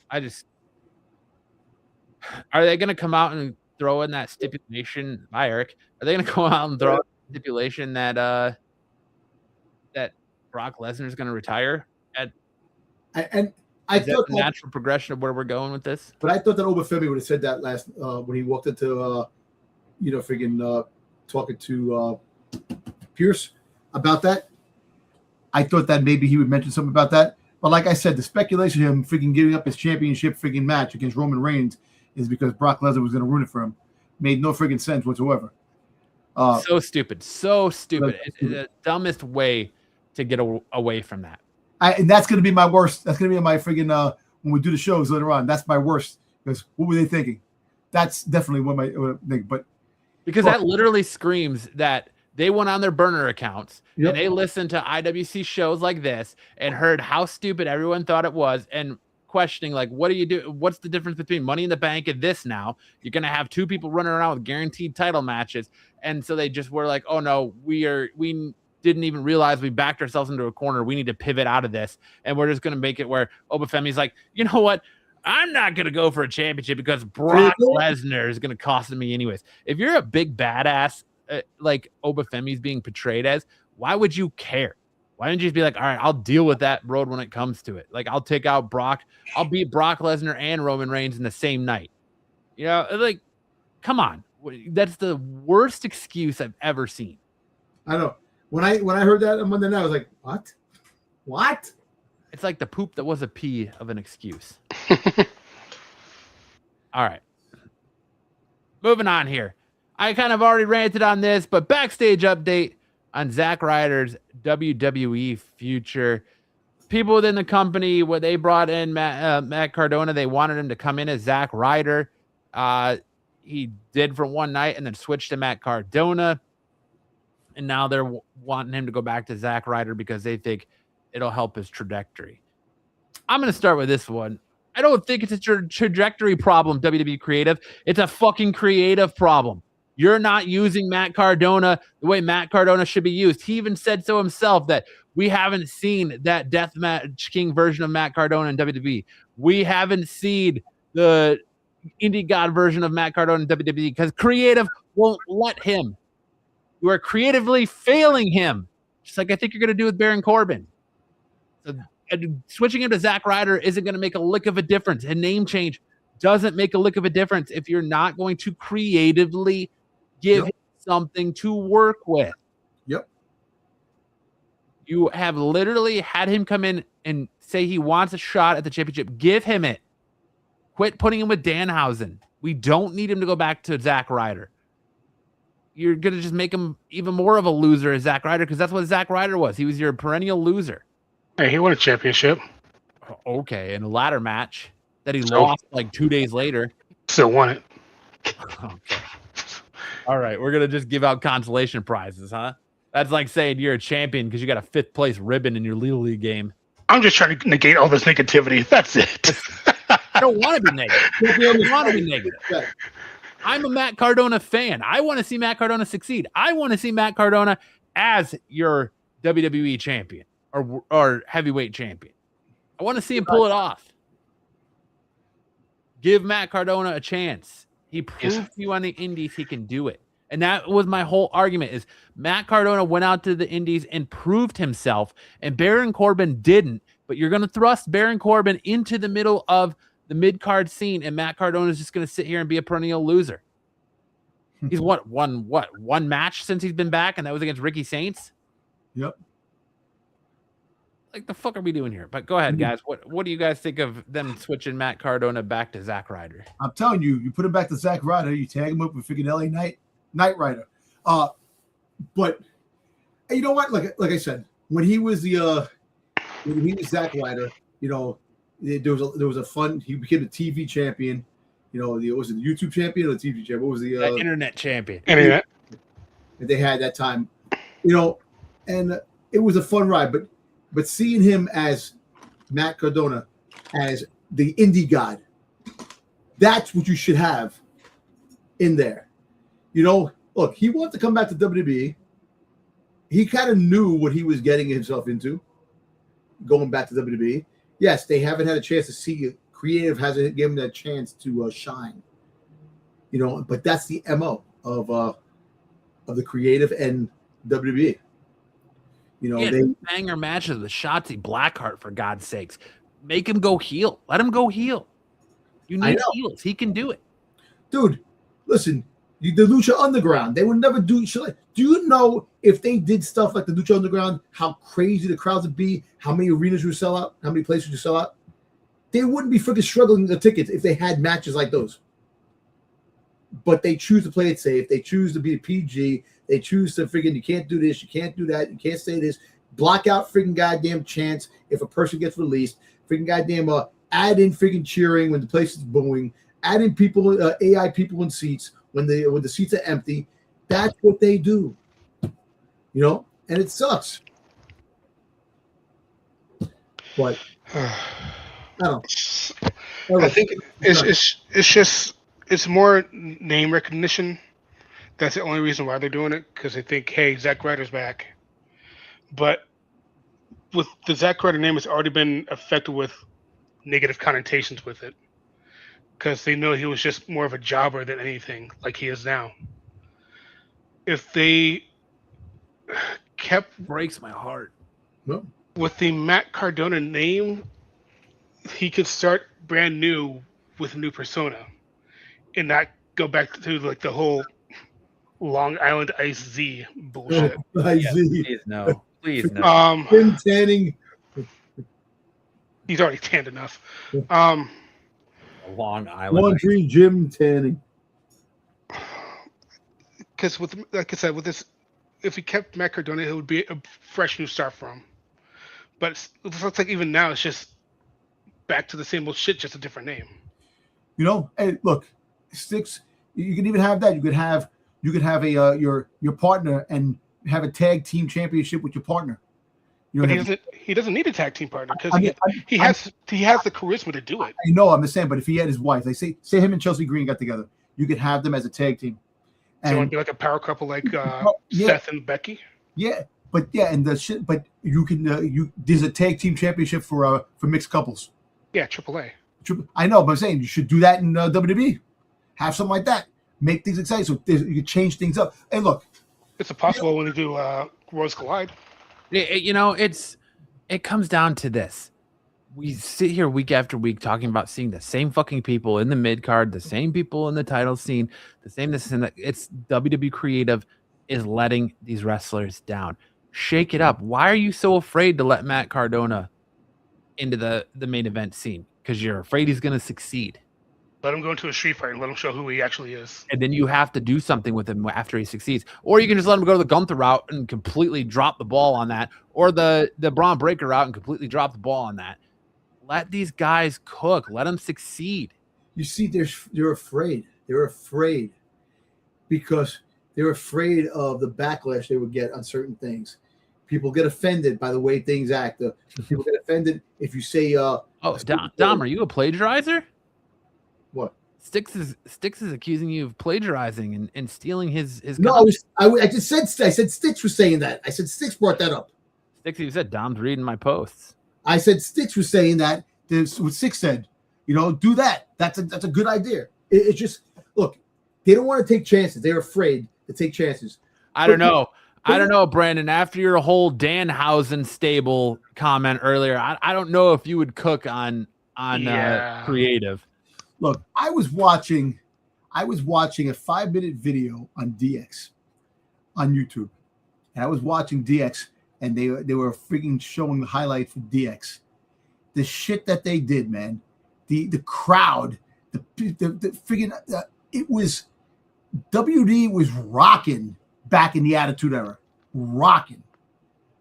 You had WCW that actually pushed them to that because the freaking if it wasn't for Kevin Nash and Scott Hall going to WCW, that would have never happened. It only happened because they went to WCW. That's what they need to do. They need to reinvent themselves. Do that. Hey, look, this whole PG fucking shit, you gotta end it. You gotta end the PG shit. But our sponsors. If the sponsors, the hell with fucking sponsors. You had sponsors. Listen, you know what the funny thing is? They had sponsors for all the important things, even though they were freaking doing crazy ass segments on the show back in the 90s, in the Attitude Era, in the early 2000s. It's a different age, sir. I know it's a different age, but you know what? You got to fucking get off your ass and say, you know what? I don't give two shits anymore. Let's make the shit rock. It doesn't have to be violent. Like, it doesn't have to be like it was in the Attitude Era. They could rock in the PG era. It's just all about pushing the right people, giving us the right storylines. Stop regurgitating garbage. Stop going back to Roman Reigns in the bloodline because you don't want to make new stories. Well, listen, the whole reason why they went back to the bloodline because they improperly ended it when it ended the first time. Who cares? They did a great job of ending it. I know it should have ended at WrestleMania when Cody beat Roman for the title with all the help. It should have ended there. It should have not continued on. There should have been no Bloodline 2.0. There should have been no MFTs. It should have ended right there. Plain and simple. I like Solo too, but he's great as a solo act. He doesn't need his family. He's a great heel. I think he's a great heel. He was great in NXT on his own. He was actually very funny in NXT when they had him when he was rocking in NXT. He's so funny now. He is funny. He is. It's just the chemistry between him and friggin' LA Knight is going to be funny.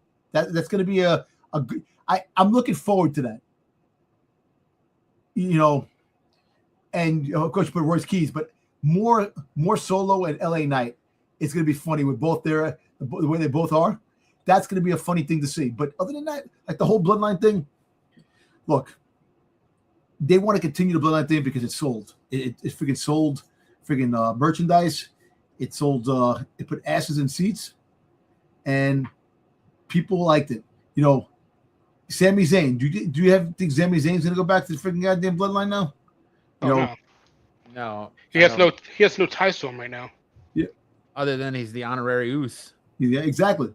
That got stripped away. Well, it's stripped away now because he lost the belt. I mean, you got great talent. You got Zack Ryder, Matt Cardona fucking jobbing out. You got Johnny Gargano fucking planking in the back. I actually think he's going to start getting out of it. I think CM Punk is going to get him out of it. You're wasting talent. No, they're going to have him do that until his contract's up and he goes to AEW and wins a championship over there. You got, and then you want to thrust someone like Baron Corbin. I keep going back to this into the mid card. You have players, you're just not utilizing them. That's all it is. It's not. You're openly admitting that you have a player in Jordan Grace who proved in TNA that she was a player, so much so that you wanted her and she was a player in NXT, then you bring her over to WWE and you shelve her because you have nothing for her. Meanwhile, that is a creative problem. And the fact that WWE is refusing, Triple H, who is your head of creative, is refusing to address the creative problem. Until they address the creative problem, there's always going to be a creative issue. And people are always not going to buy tickets to your product because you're putting on a dog shit product and saying, it's all right, you're going to just consume it anyways. But you know what the sad thing is? The sad thing is that they bring in all these players, they bring these people in, and all the players that have no creative, there's no creative direction for them, get the back seat when they bring the new players in. Like Mike Santana comes into the fold. He's definitely going to be in a major role because he's high in the thing. You get guys like look, you get push horse shit. That's what it is, Brennan. Literally, a horse walked in the room, took a shit on the floor, and they're like, "Hey, that's Saturday Night Main Event." It's the go home show before it's the last pay-per-view before SummerSlam. I need to stop before I give myself an aneurysm, and I don't want to be negative. I want to come on here and be positive and be like, "Yo, I love where we're at in professional wrestling. Can you believe how so and so did that match? Was incredible." I will give you an example. Can you believe the gauntlet match on Monday Night Raw for the Intercontinental Championship? Penta and Javon Evans, that was goddamn. That was a banger. That was a banger. That was the highlight of freaking Monday Night Raw. Mm-hmm. But everybody knew the gauntlet match was going to be great. Dude, the downside, my boy Ethan Page got the dirty end of the stick again. Shortest match in the list of Chad Gable. I know. Fucking goddamn the ankle lock, the freaking goddamn Kurt Angle ankle lock. Look at AAA. Look at all the time they invested in El Grande Americano versus El Grande Americano, leading to a mass versus match. That was fucking cinema to the point that it's still being talked about and compared to today. Why is it okay? Why is it that the AAA writers can get that and Undertaker can book that shit, but whatever WWE is doing on your main product, you can't do that. Whatever Triple H is doing on his main product, he can't do that. You need a change. Time for a change. Shake up, you say? You need to get rid of Bruce Pritchard. You need to get rid of Michael Hayes. Get rid of these old heads. Bring some new people in, and let's get this shit rocking again. Let's get WWE back to where it needs to be. Yep. I want unpredictability. You can give us unpredictability, but we're there like, man, like, I don't know where this could go either way. Not where you're like, oh, this is what happens, this is what happens, and then we're sitting here circle jerking each other in our comment or our chats because we're like, hey, I called that. Who talked about it? You know, who called that? You know, I don't know, but all right, that's it for our top rope takes. It's supposed to be 2 minutes, but it was a fucking hour and a half. I'm gonna hand things over to Dirty Dom to tell us what the dirt sheets are talking about this week. Dom, what's the street saying about there's a couple of things. Like they have like you see Sheamus put on some size. He looks jacked, properly jacked. He looks jacked. It's a shame that they wanted to give him the 50%, ask him for a 50% pay cut, and you want to go it, and they're letting him go. See, Sheamus is another example of you're letting a star go. Yes, he's an older star, but he still brings people in to see. There's still people who like him, cheer for him. You know, you're letting all these guys go like that, and you want to bring in new talent, but you're not. The creative sucks. You're not, and for some reason, you know, it pisses me off that I like Sheamus. I thought that Sheamus could have retired in the WWE. And he could have, went through the end. But understanding that this day and age, you don't want to take a pay cut. You don't want to friggin' lose money. You know, you're putting yourself on the line day in and day out. But you got that. Then there was another one that we were talking about. Braun Breaker. Like I said, the Braun Breaker thing. He's unhappy with. Good. He should be. He should be. Because he was on top of the world. He was stated to win the Royal Rumble. He was stated to freaking goddamn go to the championship match. But whose fault is that? Is that creative or it's him? Both.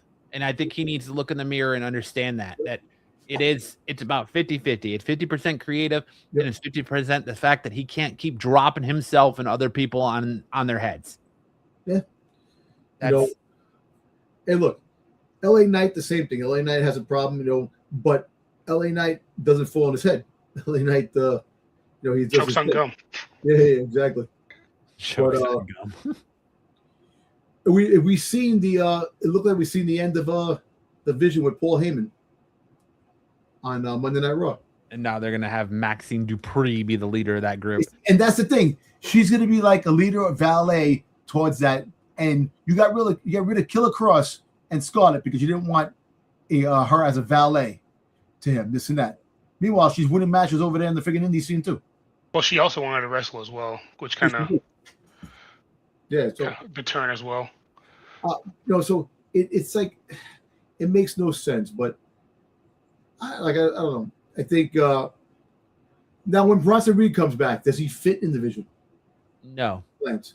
No, and I hope Braun Breaker and Bronson Reed are not part of the Vision when he comes back. You just want him to be a Braun tag team. They don't even have to be a tag team. They should just be singles. So what do you do with Joey Lawrence? Logan With Paul. who? I call him Joey Lawrence because somebody else calls him Joey Lawrence. With Logan Paul, like Logan Paul when he comes back. You know what? Have him stay. Have him stay though. Actually, you know what? Have Maxine. Logan Paul is. I think him being in the Vision is doing him a disservice.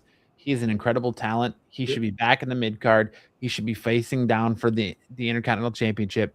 He should be in the WWE Championship title picture.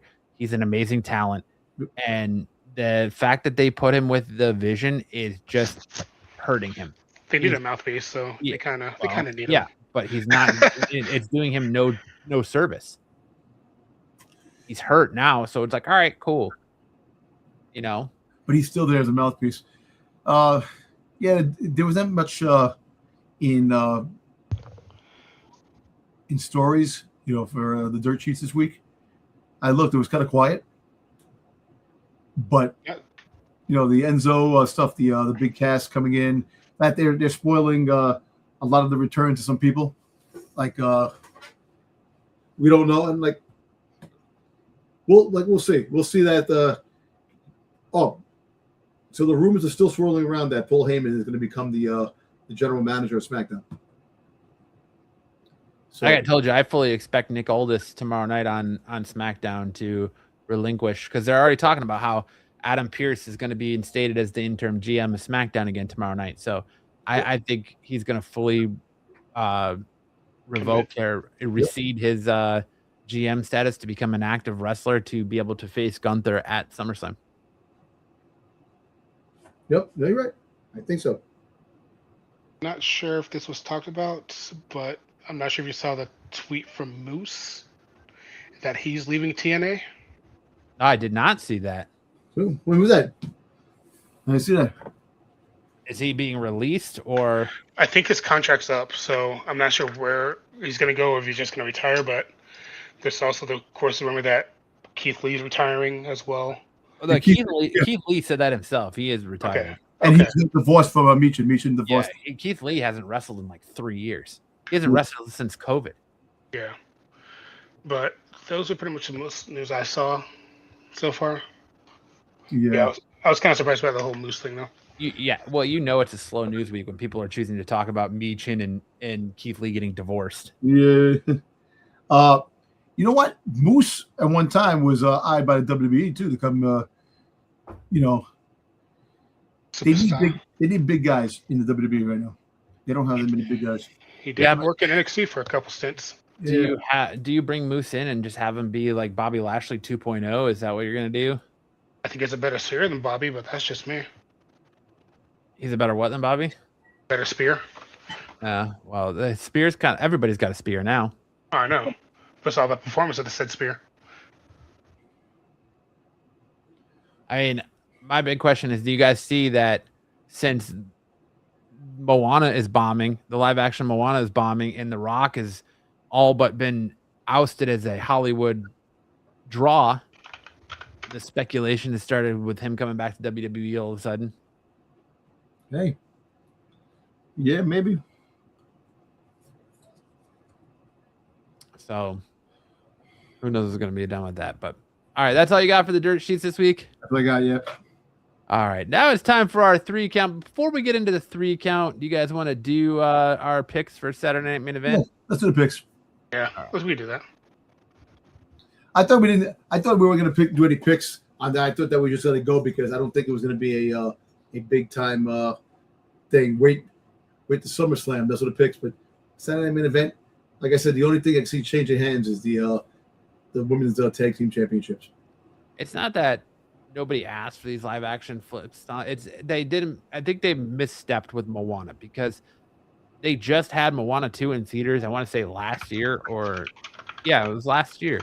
And then now they're going to, or maybe it was the year before. I don't know. They just had Moana 2 in theaters, and now you're just automatically going back to there. So I think they went back to it too quick, and it's pretty familiar and oversaturated subject matter. So people didn't care to go to the live action. The girl who plays Moana as her father was friggin' Padme Amidala's right hand, the captain of security in Attack of the Clones. The guy, the actor. That's his daughter. All right, let's get into giving our Saturday Night Main Event match card picks. First up, Sticks, thank you for this, of course, as always. First up, Sticks has the OTC and the King of New York, the Mecca. Jalen Bronson is being invited to Saturday Night Main Event by Roman Reigns. Do you guys think anything comes of this or what comes of this? He gets speared. Superman punch. Nah. I know something's going to happen, but I don't think it's going to be that. He's going to become an honorary use? He's apparently coming in off of, didn't he just have surgery or something on an injury? Or he's going to be having surgery for an injury, Jalen Bronson? Yeah, I don't know. Is he? That's what I've heard. Well, listen, maybe he becomes an honorary use against his jersey, a Nick jersey.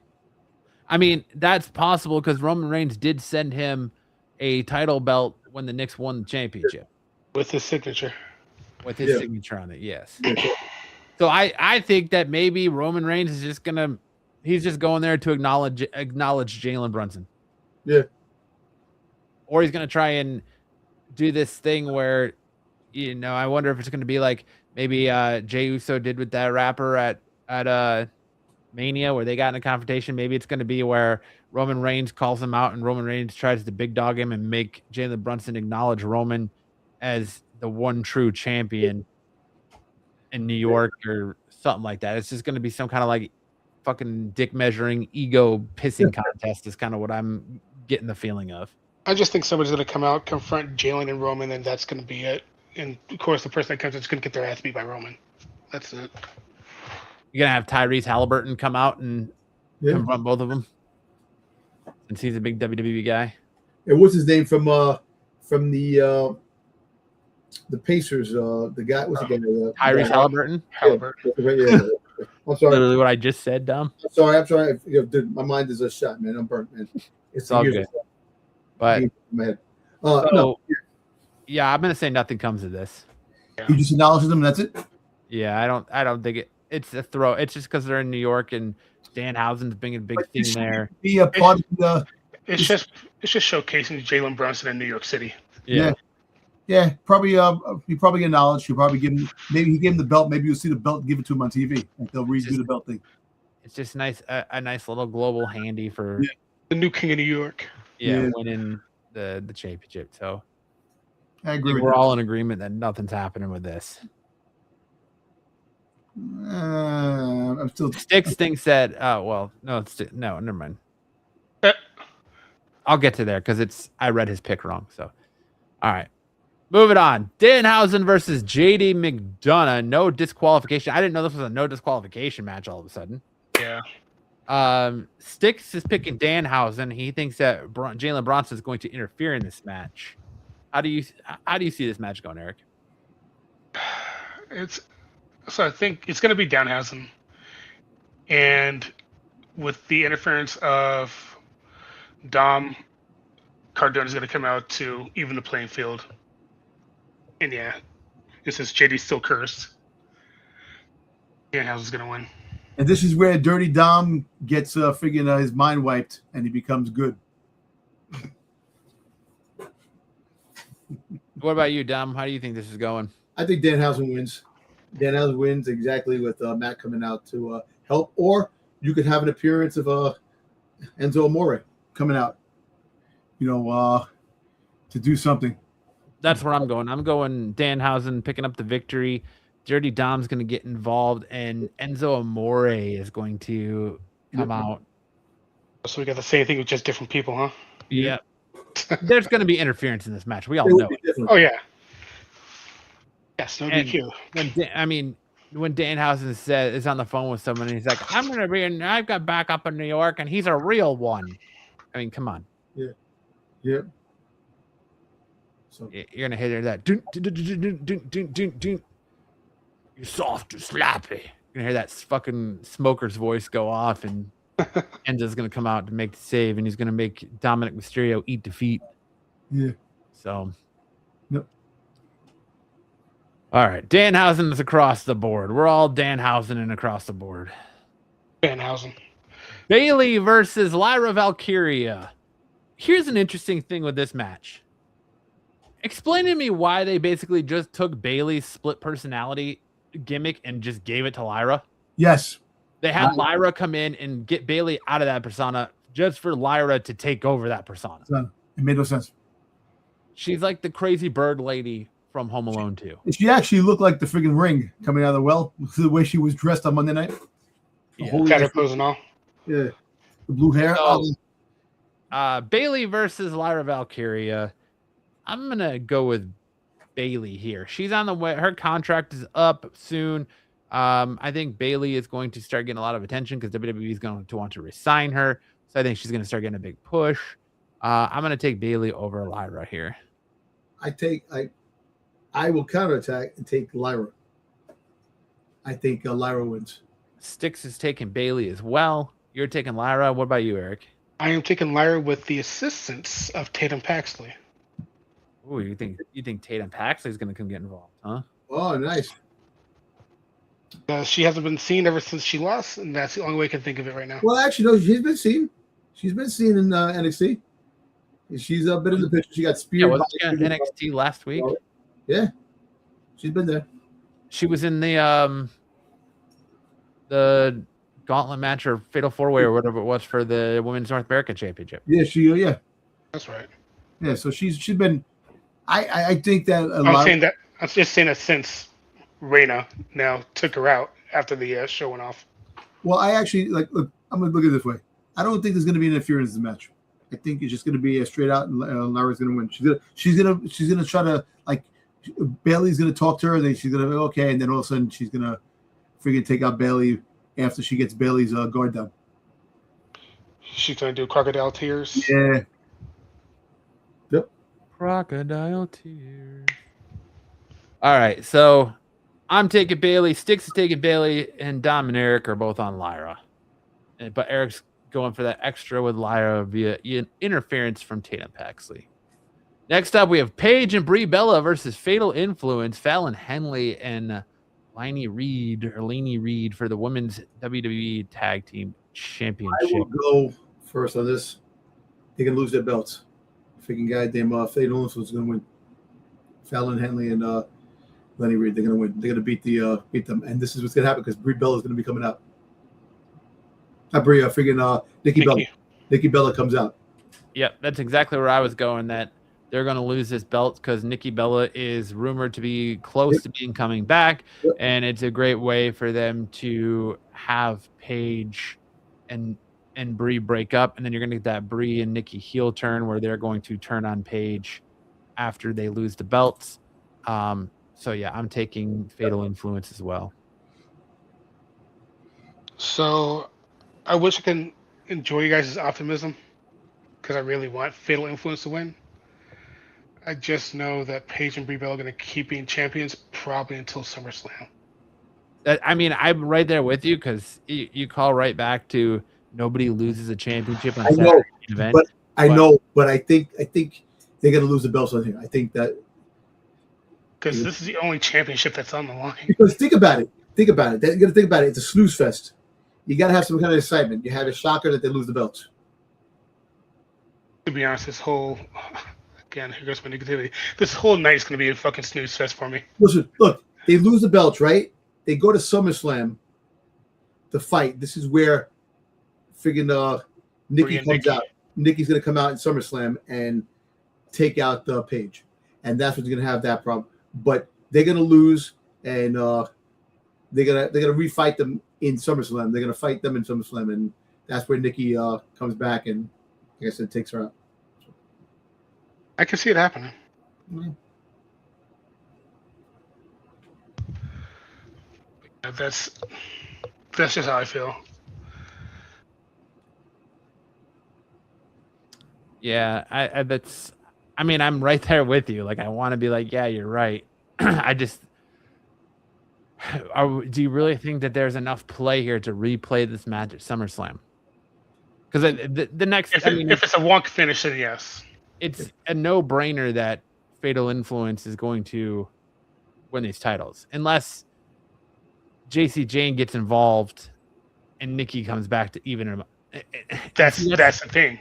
That's what I think is. See, that's where I think it goes. I think Paige and Brie lose the belts, and they're gonna have a triple threat at SummerSlam where it's gonna be Paige, Brie, and Nikki versus Fatal Influence. Yeah, 6-woman tag team.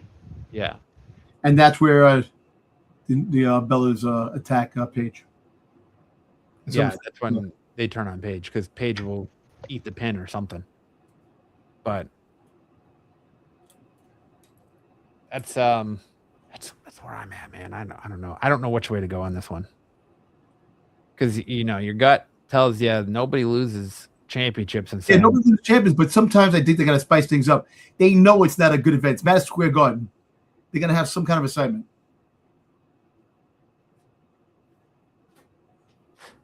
Yeah. Man. At these points, I pray to be wrong. I pray that you're wrong too. Thank you.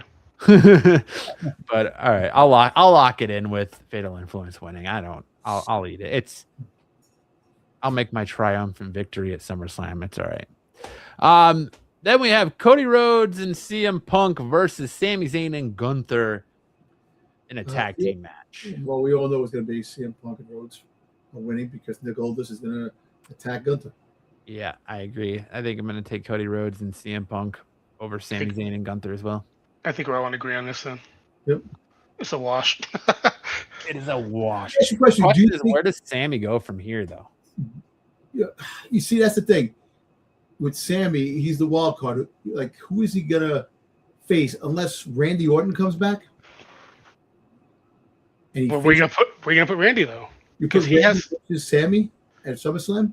Just random rivalry. Yeah, like he comes back and he. So I don't know, because remember because before Randy went out injured, Sammy, they kept having conversations, him and Sammy. You remember back a few SmackDowns, there was like that Sammy was always talking to Randy, even when Randy attacked Cody and stuff like that. So there's something there if Randy comes back. Like I said, no, but I see Randy coming back at SummerSlam and interfering with the Cody Rhodes and CM Punk feud, because remember their feud never ended, him and Cody yet. And that's why I think CM Punk at least keeps the belt at SummerSlam. So. Yeah, because I think it ended at was it? But Pat McAfee, yeah, we're thinking Pat McAfee that lost and came in. He got freaking stunned. I mean, he got RKO'd. So,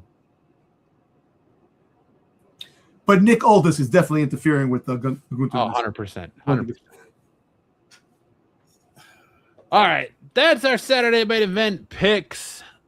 We'll see who's the off the mat championship. Oh, I forgot to give Styx' pick for Saturday main event. Let me get that back up.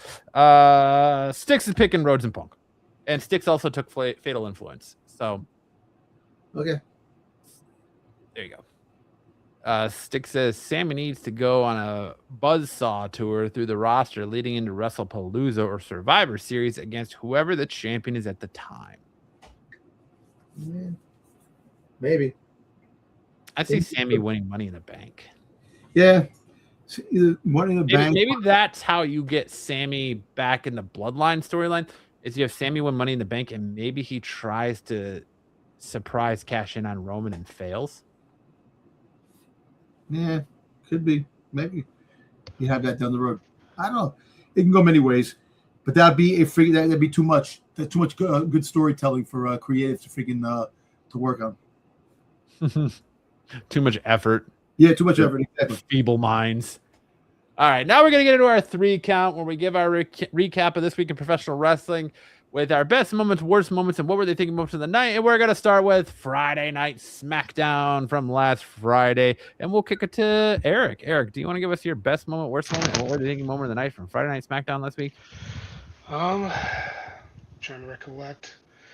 So, best moment was straight up the Trick Williams versus Carmelo Hayes match up until Baron Corbin came through.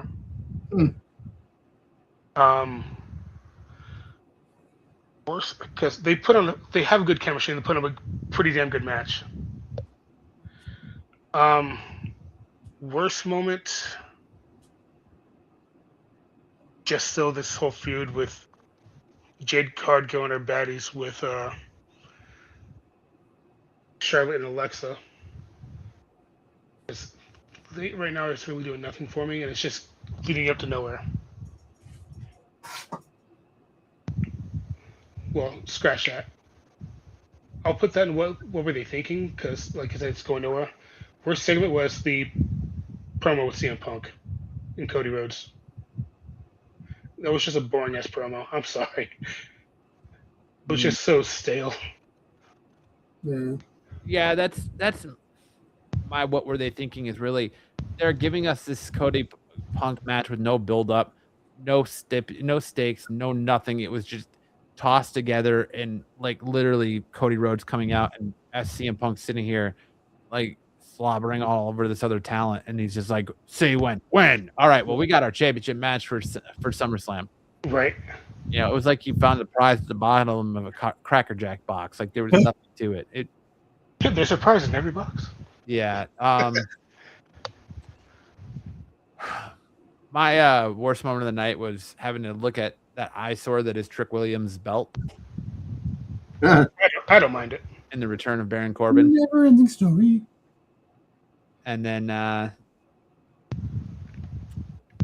best moment. Actually, no, I'm going to take that back. My worst moment of the night was the Royce Keys Jimmy Uso match, and the fact that they had to run it back on Raw again when nobody asked for it in the first place.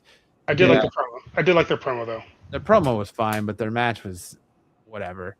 So I'm gonna go with that as the worst moment of the night was Royce Keys and Jimmy Uso.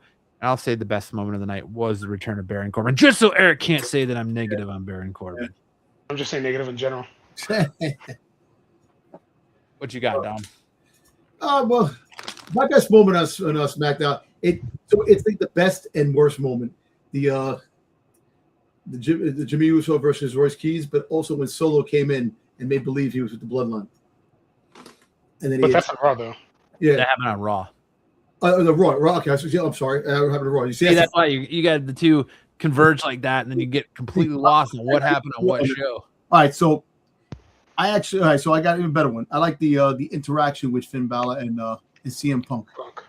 That he goes, "Welcome to SmackDown, champ," and you know that they're gonna have some banger matches when they get a chance down the road. And Finn Balor beating Tama Tonga. I think beating Tama Tonga, he's gonna have more. He's gonna have more fights with them eventually because he's gonna fight Tala. Yeah, so we got to fight him eventually. But the Jay Cargill thing is getting old with the friggin' Charlotte. You know, it's getting old. It's getting to a point where it's like, all right, come on already. Let this go. Finish it off and move on to something else. Baron Corbin coming back. It makes things a little interesting. Hopefully, they do him right and don't destroy the momentum before it even begins. Yeah, that's about it. You know, the whole thing with Gunther at the end, friggin' taking out. The worst moment was him taking out friggin' Nick Aldis and Cody comes in and they go up. They got it. It ends. How does it end? How do you end that? That was the worst moment. Go on a YouTube page. Yeah. Watch nothing happens afterward. I know, but it ended like that, abruptly like that. So yeah, that was the pay. I'm watching it. I'm like, oh shit, here comes Cody. Oh, come on, and everything on the menu comes on. I'm like, what? Ass and cheeks, boys. I'm telling you, ass and cheeks. That's what this creative team is, ass and cheeks. All right, now we switch gears to Monday Night Raw from this past Monday. That saw an entire 3 matches. Okay. 3. Whoa. Best moment of the night, clearly, the gauntlet match. Yep. Yeah. But the best moment of the night is, why are we running back Royce Keys and Jacob? Jimmy Uso? Julia. No, listen. The best moment was Dragon Lee and Javon Evans. That was the best part of that gauntlet match. Yeah. That was the best part. So what were they thinking? Was the Obafemi saying that he didn't go for the championship because he knows that Brock Lesnar was from the 100%. That is the worst. That was what the hell they're thinking. What are you thinking then? Like I said, the other good part was with Solo. Now I can say it. Solo friggin' make him believe he's acknowledging the bloodline, and then he fights. And that's why LA Knight comes out and they make the 6-man tag team match for SummerSlam. But yeah. So what are you thinking? Moment having Obafemi friggin' say that makes no sense, because you're right. They're watching the videos of people saying, how can you have a king and queen of the ring if you're not going to utilize the championship match, and then all of a sudden you're going to have the freaking Money in the Bank, and you're going to have 2 champions challenges in the same walking around. It makes no sense. But yeah, that's, come on, creative, get with the goddamn program. What are they thinking is, what the fuck are they doing with Joe Hendry? Why is Joe Hendry jobbing out? They wanted Joe Hendry so bad, and now he's jobbing out and losing to Dominic Mysterio. Yep. He didn't even survive the first match in the freaking Gauntlet match. It's crazy. Oh, yeah, he lost to Dominic Mysterio with help from JD McDonough. Yeah. What are we doing with Joe Hendry? I don't know. See, they get Joe Hendry, they don't use him. Jordan Grace, no creative problems. Oh, he said his name too many times. He appeared. Yeah. Poor Joe Hendry. Joe Hendry. What about you, Eric? What's your best moment, worst moment, and what were they thinking moment of the night from Raw? So, remember, 3 matches. You got a whole lot to pick from. I know, right? A whole lot of segments. A whole lot. So, best thing, just Javon Evans in the Gauntlet match in general, especially with him against Dom and Dragon. Even put up a fight against Rusev too, lifting him up on his shoulders after getting the what was it? Pretty much the camel clutch.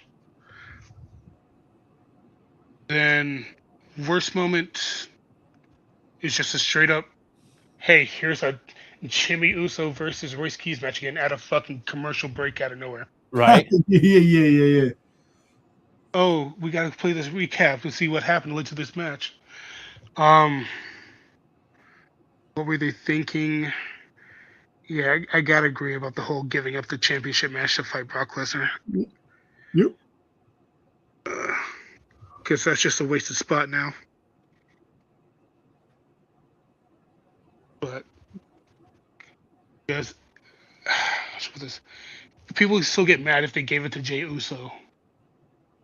Yeah. And then ask you a quick question. If Obafemi, all right, say if Obafemi, gave up the match, all this stuff like that, do you think he still goes after the bloodline? He would still go. He would go after the top dog, aka Roman Reigns. Yes. Roman Reigns. But what about CM Punk? If they, I don't think Obafemi was ever going to go after Roman Reigns. I think Obafemi was going to go after Cody Rhodes or Sami Zayn. Yeah. He was going to go after the WWE Championship. Their play was always going to be Roman versus Seth. So Obafemi would have went after the other champion. So it would have been Sammy. Yeah, so Again, it's another story in a different universe. yeah. They need to turn back on that collider so we get back to that universe instead of whatever fuckery we're in now. But all right, that's it for Raw. Now we turn our attention to NXT. Did either of you watch NXT last night? I watched a little bit. I watched the women's North American Championship. Yeah, Yeah. That I was like that good. match a lot. Yep, that was Even good. though Zarya needs, I love Zarya, but she needs a better move than a spear in an F5. I know they got to give it. They might change it, but dude, I'm so tired of seeing spears in WWE. Everybody, like I said it to Eric earlier, everybody's got a spear now. hey, did you see her in the skirt? Yes. Jesus Christ! I'm like, damn, freaking Zarya, man, holy shit!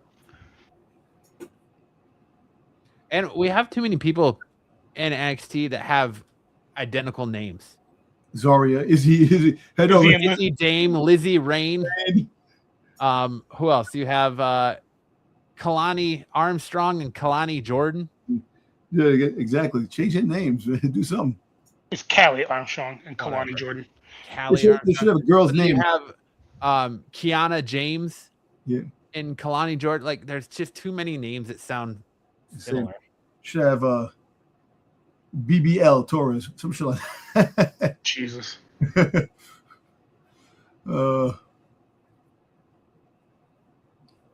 But go ahead, Eric. Did you watch NXT? I did. Best moment, worst moment. What were they thinking? Moment of the night for NXT? It was a toss-up between the triple threat match and the women's fatal four-way. Because I just didn't like how. I just did not like how Lola Vice got the win. Because they pretty much just pulled the Ethan Page off a trick or some shit. Yep. First, the whole Tristan Angels bullshit. That whole promo was god awful and boring. What were they thinking? I got nothing. Well, scratch that. So I'll do this. I'll do what were they thinking for the women's triple threat, and I'll do best match with the fatal four for the North American. Okay. Man, how quickly Jada Parker doesn't show up on NXT again, huh? I think she came out. She did. She came out and she got sucker punched from behind. I don't remember her coming out. I thought that was last week. No, she came out during the women's fatal four-way match. Oh, that's right. Yes. Yeah. And then later on, she got attacked or sucker punched by Natty. Yeah, that's right. Because Natty's group came out too. Yeah, you're right. Okay. Dave, right away you want to you want to diss my girl Jada, man. Come on, man. You know why, Dom. I know, but leave her alone, man. She's trying hard.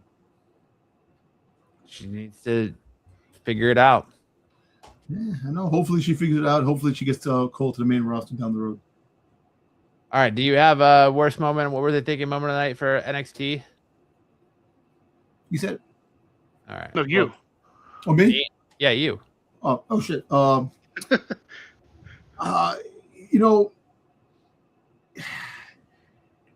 really. I wasn't looking at that. Like it kind of like, you're right about the Lola Vice winning the way she won. Other than that, I don't like. Naraku. I don't know. Is he already like dead in the water? I don't think so. Like his intrigue. I don't know. Is it his intrigue? I don't know. Just because of his match against Tate Wilder or what? I don't know. It's just like he's like losing to freaking goddamn Tony D'Angelo. Kind of like took the steam like really out of him. I kind of like I don't know. Like when he first was It's just one match. I know, but the one They, match. they seem higher up on him than they do Mason Rook because they seem like they all but abandoned ship on Mason Rook. Well, Mason Rook is probably going to wind up in AEW down the road. That's what it feels like to me. He's going to go where he's appreciated. Abandoned ship. And he will wear a tutu. That's what he'll be wearing. NXT overall, like, It's boring, dude. I can't watch.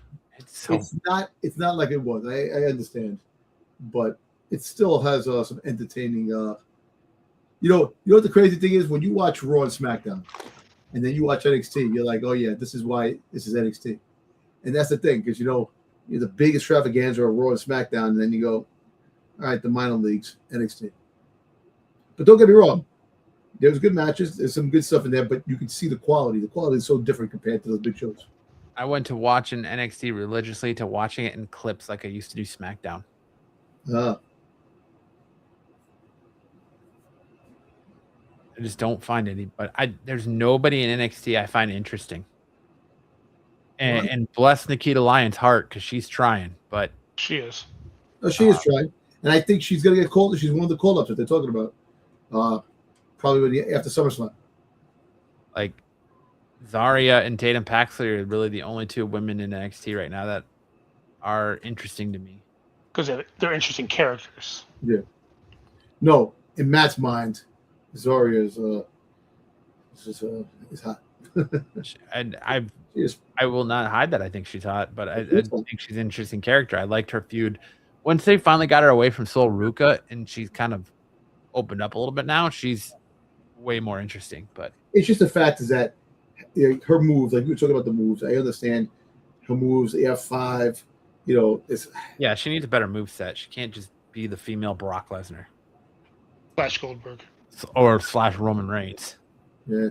Superman punch, F5. Because that's like, I don't know, how many spears did she hit in the last minute of that match last night? She like speared everybody. That's kind of cool. But all right, that's it for NXT. Did anybody watch AEW Dynamite last night? Nope. I didn't watch it. I did. My best moment of the night was the Kenny Omega getting the original AEW championship back from the Young Bucks, where they were dressed like the New Day, like they totally did and recreated the whole, like Kofi Kingston getting the WWE championship away from, or after he beat Daniel Bryanson, and Daniel Bryanson had the like eco-friendly WWE championship, and they threw it away and gave Kofi the real one. They kind of redid that to the point where the Young Bucks were even wearing New Day colors, if you paid attention. I saw. So that was my best moment of the night. The rest of the show was pretty unforgettable.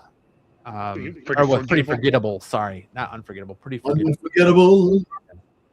What were they thinking? Is I'm tired of them just giving wins to Mercedes Moné for no goddamn reason, just because she is who she is.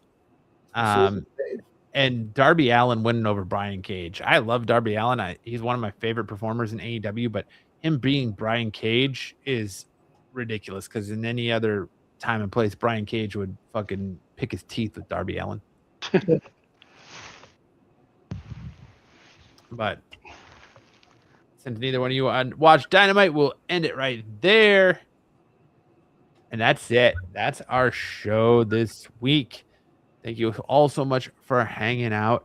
Programming note, there will be no show next Thursday as Dom and I will both be in San Diego, partaking in San Diego Comic-Con. So watch our social medias for that, for potential wrestling interactions and interviews.